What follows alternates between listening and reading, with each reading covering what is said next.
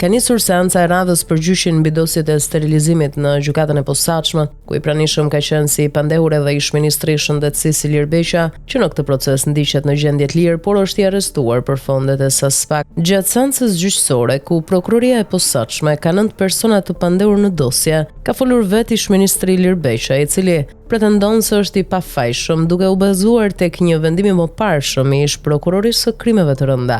Ai vë theksin te parimi i gjës së gjykuar duke artikuluar edhe një vendim pushimi të prokurorisë së Tiranës më parë dhe që për të janë pafajësi bazuar edhe te vendimet unifikuese të gjykatës së lartë. I kërkova SPAK-ut të më jap një vendim të ish-krimeve të rënda që e ka në arkiv. 5 herë kam kërkuar dhe s'ma dhan. E mora tek kuvendi se ja kishin çuar komisionit hetimor. Ai vendim dhe vendimi i prokurorisë së Tiranës për mua janë pafajësi sipas parimit të gjës së gjykuar. Ka dhe vendime unifikuese të gjykatës së lartë, u shpreh ish-ministri në sallën e gjyqit. Në këtë proces janë arrestuar që prej nisjes së hetimit ish zëvendësministri Klodian Rjepaj dhe biznesmeni Ilir Rapaj, ndërsa ka edhe 6 zyrtarë të tjerë të pandehur.